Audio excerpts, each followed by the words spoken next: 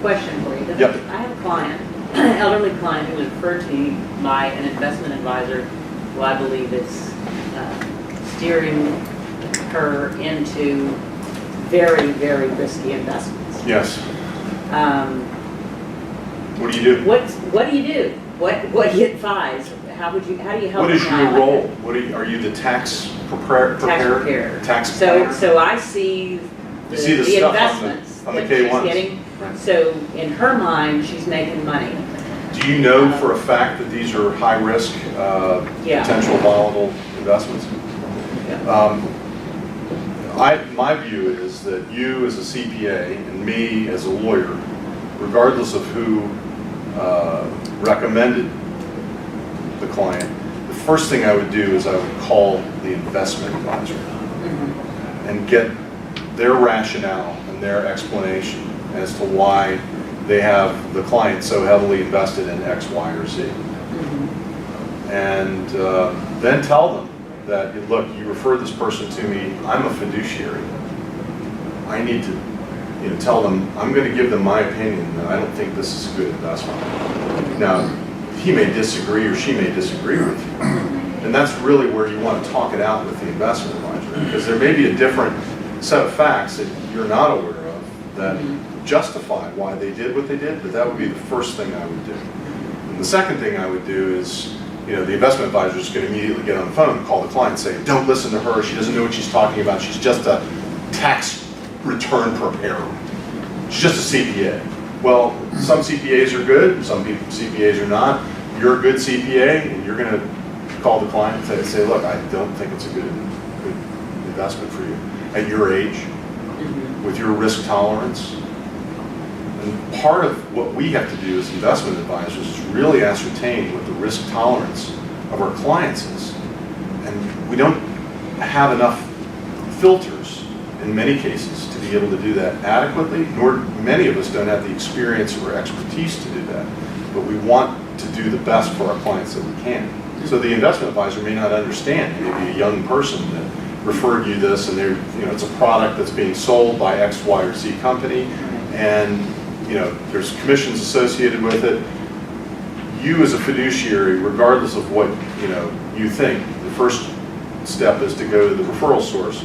The second step is to contact the client and tell them why you think it's risky and why you think it needs to be reevaluated. Now, if they're in this investment, the exit cost might be significant. It might be really costly for them to get out.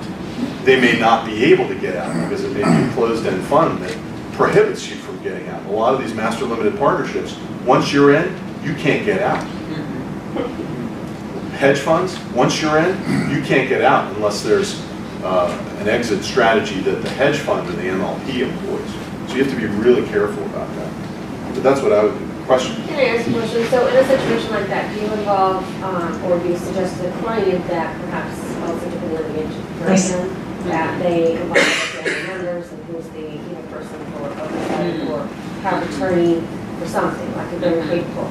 Because that way also you're not responsible for making the decision to redirect the client to do something, but you're kind of bringing in the next layer of people who would be minding or looking after or responsible, and also beneficiaries who would then say everybody knew and never did anything. That's a good idea, except put yourself in her shoes. Yeah.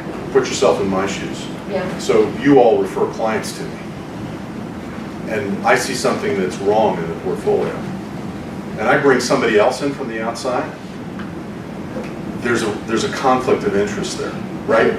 The thing that I'm concerned about is family members or people who I'm talking about family members. Okay. It's usually just somebody who's going to be that person's power of attorney, medical power of attorney, somebody that they trust.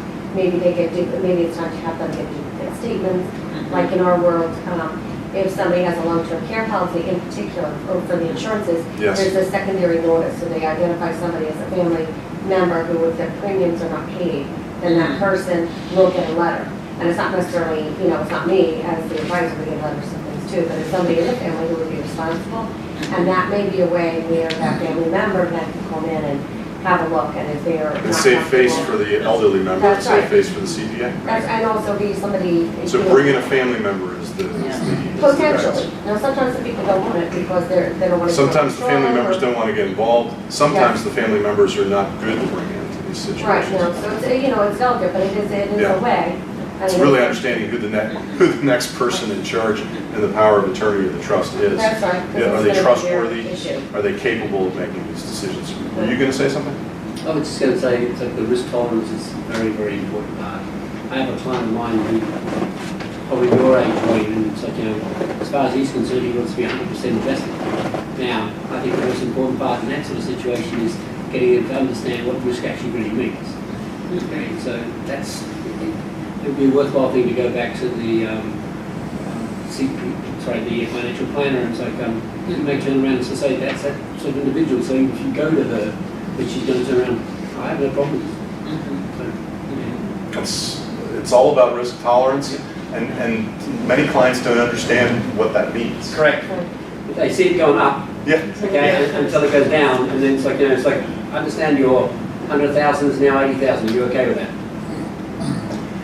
That is the key. I'm going to say one last thing. You might, it says, sometimes CPA might ask, hey, why did you do this one thing? You might ask more big picture.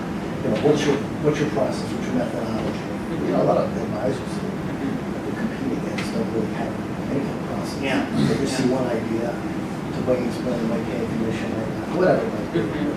You say, that was a good one. So whatever you're saying, you want to ask in context. Well, I have concerns about this particular investment advisor because he also prepared what appeared to me to be a legal document for her. And, Ooh! That's a red flag. That was a big red flag. There are other Yeah. You might want to investment go, might want to advisors go who to the are manager doing at that it. point. Right. This guy's manager.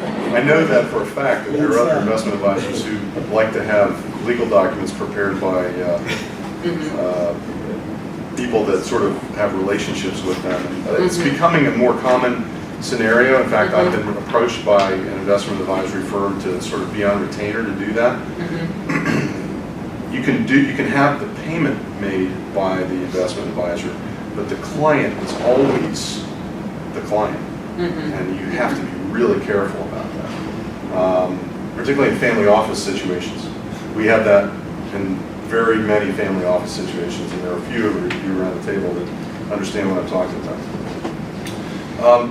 The new paradigm post-retirement is keep working. Working's good for you. It is. It's good for you. They've proven it. You know, it stops boredom. It gives you more money. The question is, how hard do you need to work? How much money do you need to earn? Those are always questions that should be asked. But by working, it may give you a sense of pride or identity that you don't necessarily have in retirement.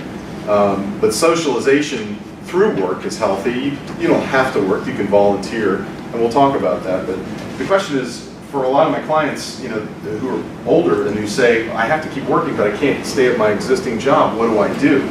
Well, what did you do before? Were you a teacher? Be a tutor.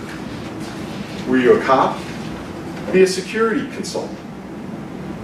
Were you a lawyer? Continue being a lawyer. Just don't work as hard. Because lawyers, you know, work ridiculous hours sometimes and work part-time and still make some money doing what you were doing. If you have a passion, you're into fishing, teach it. Work in a tackle shop. My cousin, who had a wine store up here, remember the sniper? The very first person that was hit was an employee of his in Silver Spring. He was the first target of the sniper.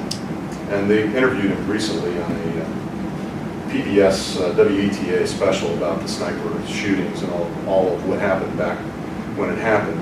And after that, he was done. He sold his store and he moved to Florida and retired. He couldn't retire because he didn't have enough money, so he works in a golf shop because he's a golf addict. He loves golf, loves sports and loves golf. So, you know, what are your passions? Do you love your grandkids or do you love being around kids?